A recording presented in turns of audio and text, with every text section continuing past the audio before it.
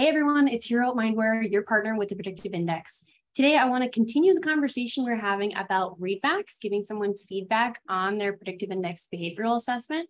And we're going to look at some tricky graphs, some more difficult and nuanced factor combos, and then also adaptations between self and self-concept. So let's dive right in. I've got some examples for you here. The first is C over D when they're both high. So first of all, C over D is described as casual with rules, which many people take issue with. It doesn't sound like a good thing, especially when you're talking about work. Ooh, casual with rules. That sounds like something that's going to get me fired. So we want to make sure that we're adding a lot of context to this and say, what I mean by that is, right?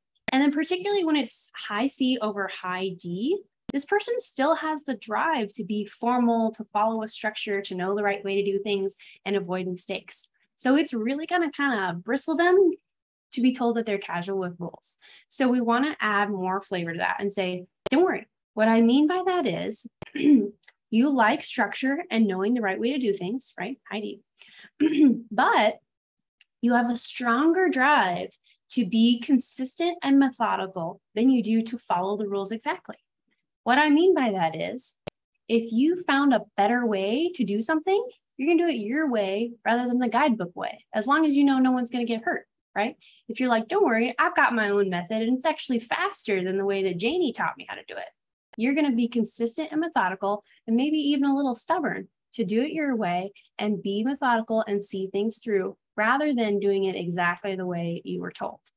And you can then follow up with, can you give me an example of that? Or do you see how that's such a positive asset to what you do at work? So you really want to be careful to keep things positive, acknowledge their high D, and then also for one like this, say, this is a moderate behavior. It's not super strong. It's not crazy. You just tend to be more consistent. You can also call this person a little stubborn. It won't hurt their feelings as long as you're not being a negative Nancy about it. Be like, yeah, you're a little stubborn because you like to do things your way. And they're going to go, yeah, I do. They feel good about that. And that's great. All right, another one is A equals D, especially when they're both high. So first of all, this is a situational factor combo because the A and D are stacked. So you want to lead with saying you are situationally careful with rules, or I'm sorry, careful with risk and situationally tolerant of risk. Here's what I mean by that. You have an equal drive for outcomes, getting things done, being in control, with a drive for perfection, no mistakes, following the book. Definitely ask questions on this one. Does that ring true for you? Do you feel that conflict? You can acknowledge that there's conflict. There is. That's okay. Do you feel that conflict? Have you experienced this before? Give me an example of that. And then we want to help coach them through that they make sure have self-awareness with this. Say, okay, what tricks and tools have you learned to help get you out of a decision-making freeze? Many people have. They go, oh yeah, I set myself a deadline. If I don't decide by Friday night, my wife decides for me, or I flip a coin, or, I got a numerical rating system. I got the pro cons list, right?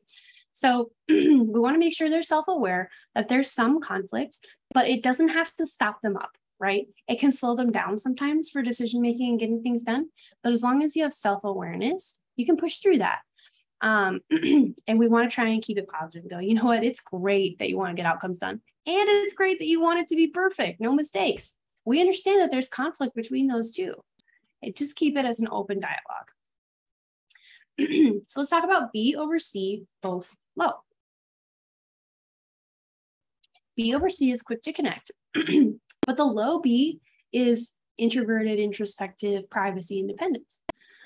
Those can seem like they contradict, but they're in different contexts. So the B over C factor combo is just when you're meeting someone, right? So when you're meeting someone for the first time, or maybe not for a while, you're like re-meeting someone, right?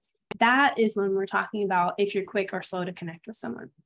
We're not talking about daily mode of operation, right? So you can say something like, you are quick to connect when you meet new people, or in new and unfamiliar situations, you tend to be quick to connect. What I mean by that is you have learned and you are enthusiastic, you are warm towards other people, you make people feel at ease when you're meeting them. And then follow up with the low B, because they're going to start to go, yeah, but I've always considered myself an introvert. I've like really learned how to make small talk. That's probably true, right? So then you want to follow up with a little bit of low B. You go, yeah, absolutely. So what I just described is when you're meeting someone for the first time, or maybe re-meeting someone. But when it comes to your daily work, you do tend to be more introspective, think things through, do things by yourself before you bring it to the group. And they'll go, oh yeah, okay, I see how I'm both.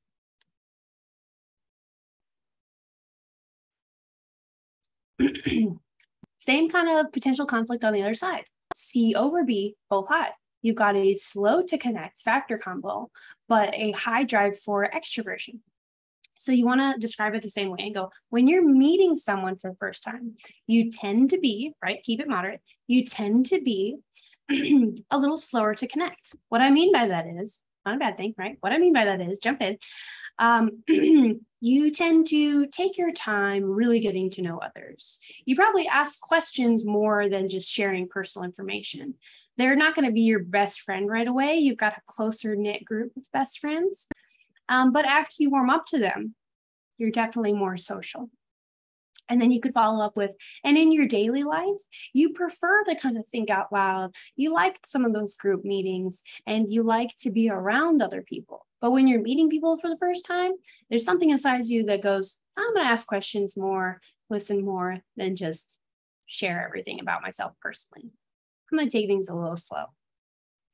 And get their reaction to that, of course, asking questions if they feel an example of that.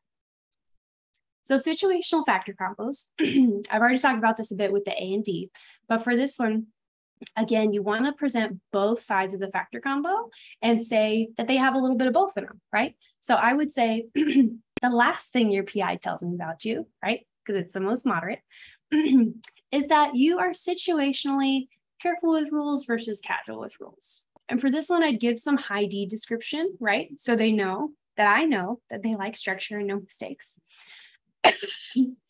But then I'll follow up and say, yeah, but situationally, it kind of depends on whether you're going to be really careful and follow things exactly to a T versus figure out your own way to do things and be a little more creative and get their reaction to that. Make sure, again, that you're keeping things really general, really moderate. Sometimes tend to be using those kinds of words. Okay, well, let's talk about D and E together. So you can have a high D, that need for structure, formality, no mistakes, and a low E, a decision-making that's quick gut feeling.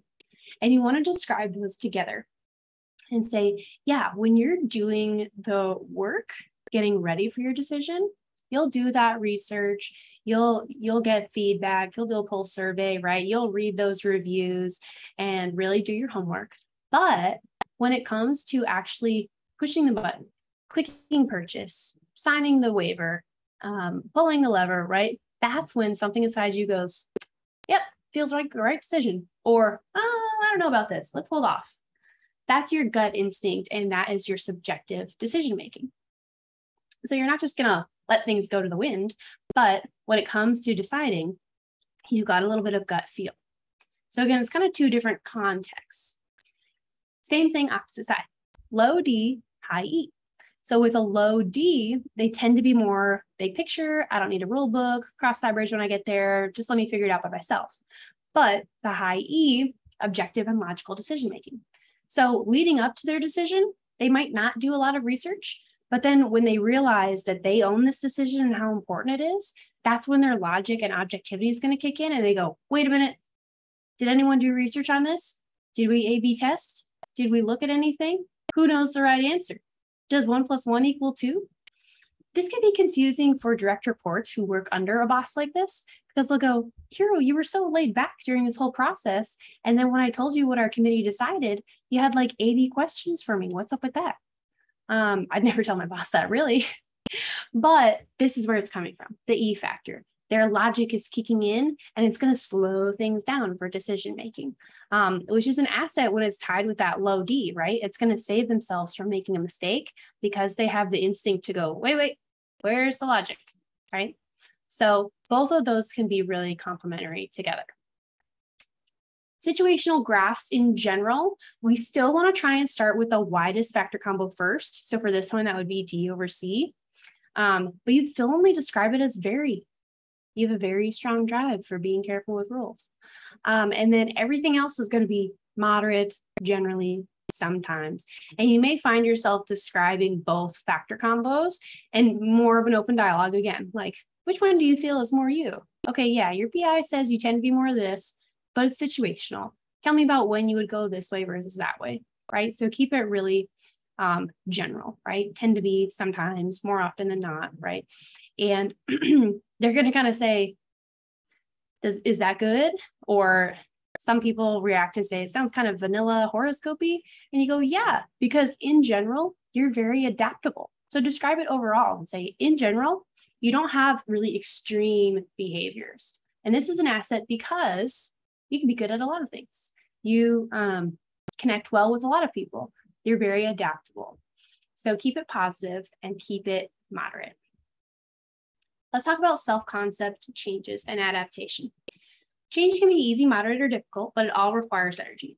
So if a change is on the same side of the midpoint, it's considered easy. This person has naturally low C. They're naturally driving, variety, go-getter, right? And they're just trying to be more of that.